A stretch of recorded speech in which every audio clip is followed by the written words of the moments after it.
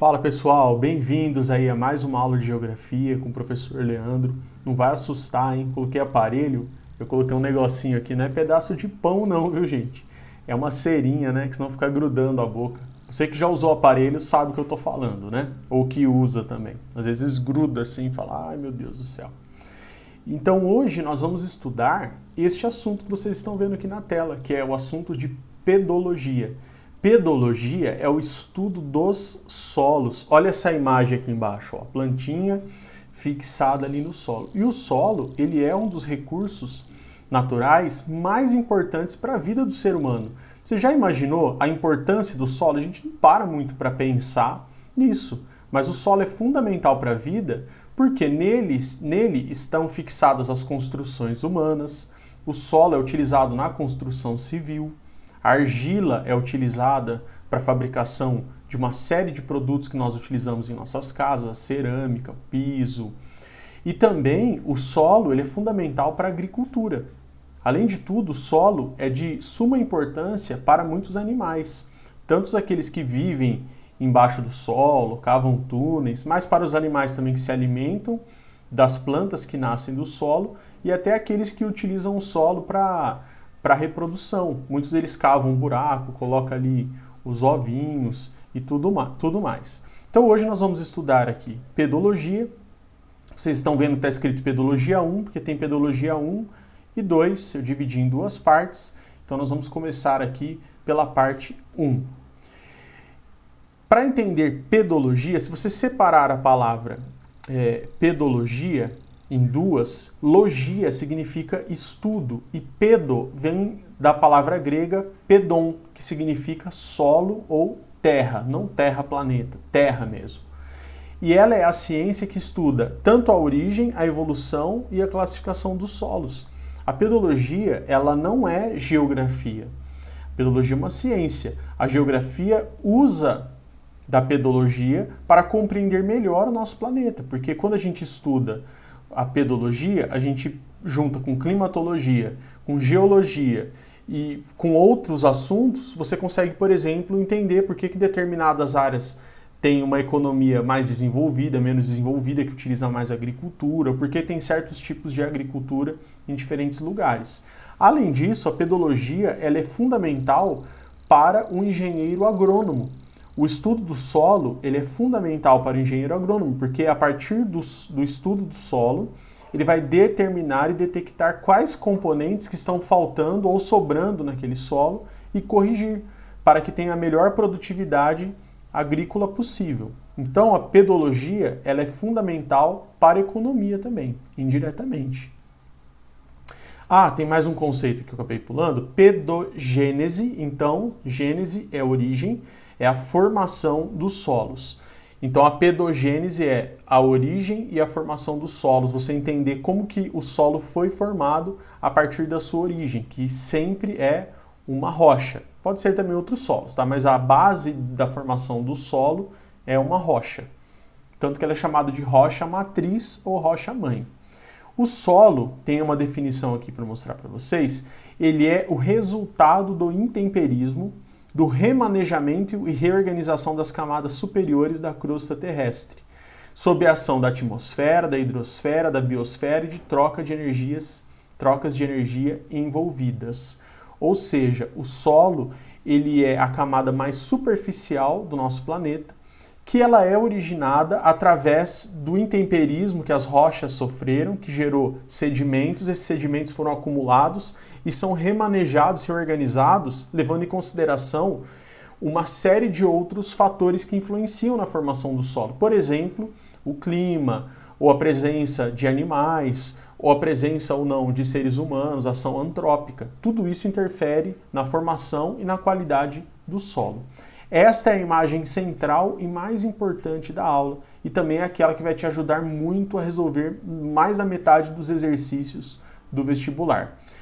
Esta imagem, ela representa, deixa eu colocar aqui um ponteiro. Esta imagem, ela representa a origem, que é a rocha, quer dizer, há muito tempo atrás era uma rocha e gradualmente esta rocha foi se transformando em solo. Então vocês já conseguem notar que o solo ele é fruto de uma evolução. E essa evolução acontece porque a rocha está exposta à ação do tempo eu estou falando agora de chuva, vento, e também o tempo cronológico, o tempo do relógio, que depois de muitos e muitos anos, a rocha ela vai se transformando em solo. No começo é um solo jovem, como você pode perceber aqui na imagem, é um solo que é mais raso, então ele está exposto a menos tempo aos efeitos do intemperismo. E com o passar do tempo, este solo ele vai amadurecendo, ou seja, ele vai ficando cada vez mais profundo e é possível notar a presença de horizontes, ou seja, camadas. Horizontes são as camadas do solo. O solo também pode ser chamado de regolito, tá? Então os horizontes eles são as camadas do solo. Tem os horizontes mais superficiais, que são mais ricos em matéria orgânica. Vocês podem notar aqui que está escrita a palavra humus, que você deve lembrar, que você já estudou, que é aquela camada superficial de matéria orgânica, formada por restos vegetais e animais. Geralmente tem uma cor muito escura e a presença é quase 100% de matéria orgânica. E nas camadas mais profundas, onde o solo ele está se formando ainda, então aqui no fundo o solo ele ainda está em formação, ele sofreu menos mudanças do que o solo que está mais na superfície. Então ele é um solo menos alterado. E o solo que está na superfície é um solo mais alterado. Nossa, fica parecendo esse negocinho chato aqui do Google Slides, mas tá bom. Então aqui no fundo, a quantidade de matéria orgânica, ela inexiste, ela é zero. Quanto mais profundo nos horizontes, menos matéria orgânica e mais minerais.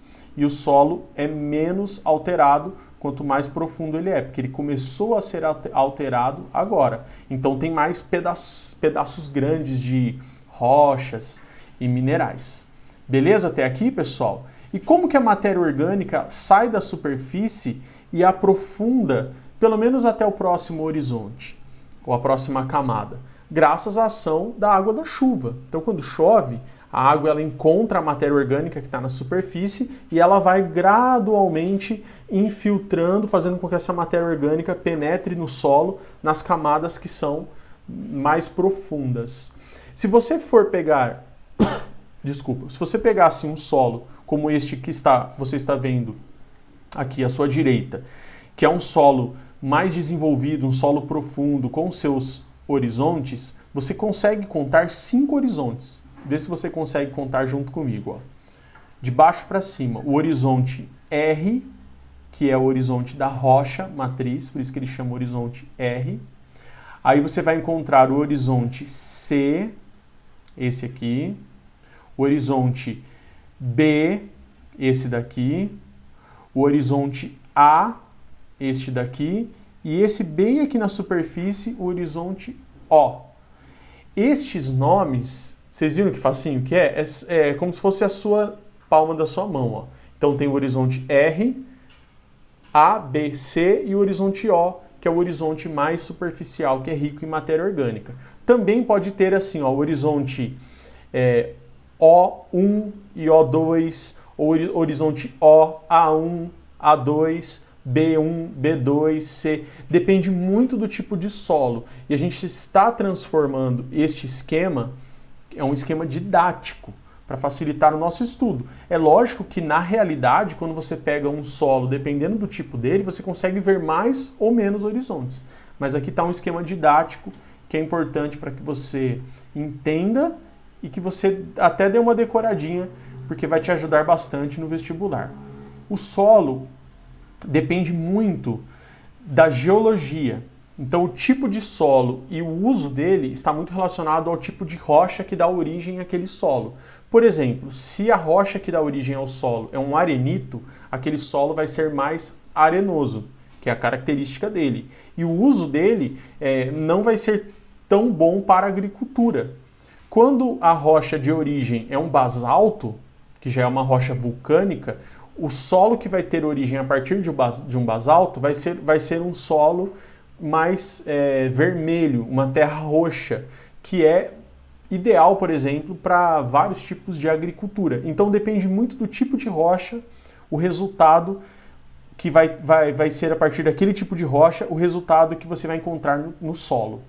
O clima. Se é uma região extremamente seca, gente, aqui tem palavras só, mas é uma parte muito, muito, muito importante da aula. Se é uma região muito seca, tem menos ação da chuva. Então, menor vai ser a ação do intemperismo químico, vai ter mais ação do intemperismo físico.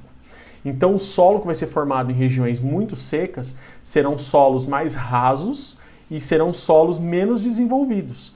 Nas regiões tropicais e equatoriais, como chove bastante, vai favorecer mais a infiltração da água, o intemperismo químico e a evolução de solos mais profundos e mais desenvolvidos. Então, o clima, além da geologia, é muito importante na formação do solo.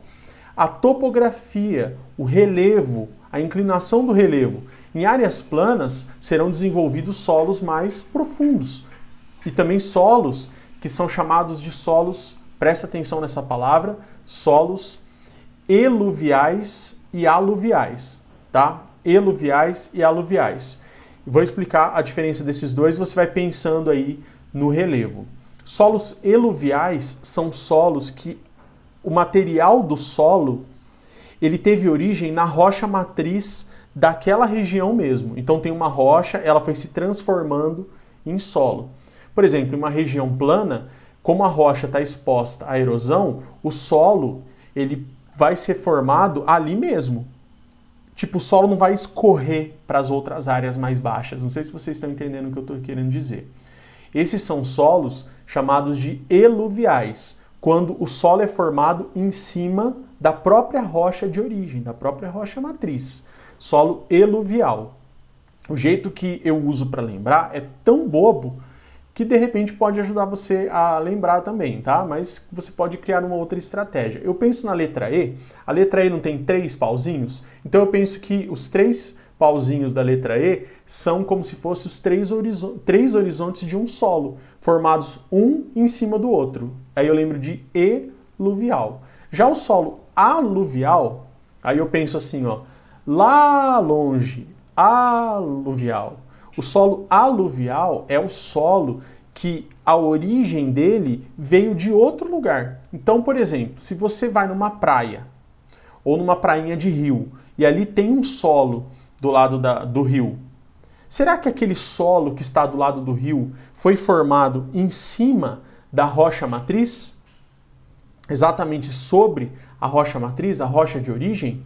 Ou será que o rio transbordou e deixou sedimentos que esse rio retirou lá de longe? Então o solo aluvial é aquele solo que é formado distante da rocha de origem, da rocha matriz. Então a topografia está muito relacionada a isso. Em uma área muito inclinada, os solos não serão muito profundos e, além disso, os solos eles não vão conseguir ficar presos na encosta da montanha, eles vão escorrer para as áreas mais baixas. A biosfera, os seres vivos são fundamentais também na característica e no uso do solo. Áreas que têm bastante matéria orgânica, bastante vida, terão solos mais férteis, solos com mais matéria orgânica e, consequentemente, terão melhor uso para a agricultura. Então, quanto mais seres vivos, mais fértil é o solo e mais vai atrair seres vivos também. É um ciclo, um círculo virtuoso ou um ciclo de vida bacana. Tempo. Tempo de relógio mesmo. Quanto mais tempo, mais desenvolvido vai ser o solo. Quanto menos tempo, mais jovem, menos desenvolvido vai ser o solo. E o solo, como ele é resultado do intemperismo, eu vou recapitular com vocês que existem 2 tipos de intemperismo. O físico, já teve aula sobre isso, tá? Na aula de formação do relevo, na aula de geologia. Físico é formado pela desagregação mecânica das rochas, pelo vento, pela diferença de temperatura, pela queda, impactos, gerando sedimentos grossos, consequentemente solos mais arenosos, cascalhosos. Já o intemperismo químico, que a gente vai ver depois, é quando a água atua como um agente químico, dissolvendo o mineral presente nas rochas e formando solos com sedimentos mais finos.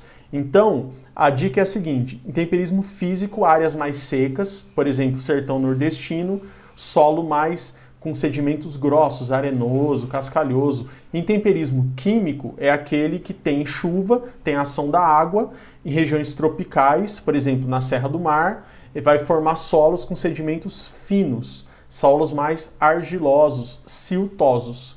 Silt e argila são sedimentos finos. Argila é o sedimento mais fininho que tem. Parece pó de giz. E o silt é um pouquinho mais grossinho. Agora, a areia e o cascalho são sedimentos mais grossos. Então aqui eu não vou explicar um por um, porque nós já temos aula sobre isso, só para vocês verem o resultado do intemperismo físico. Certo? Se você não viu essa aula, procura aqui no canal, tem uma playlist de geologia explicando cada um desses tipos de intemperismo. E o químico, que resulta ali, como eu falei para vocês, na formação de solos mais finos, argilosos e siltosos. Tem até aqui uma explicação mais precisa falando de minerais primários residuais e secundários. Eles são formados no perfil novos minerais e outros resistem à ação química da água, tá? E tem aqui alguns exemplos também. Então, eu espero que vocês tenham gostado, entendido essa primeira parte da nossa aula, principalmente esses toques, essas dicas que eu dei, que falei que são as mais importantes. E nos vemos na próxima aula de Pedologia, parte 2. Até mais!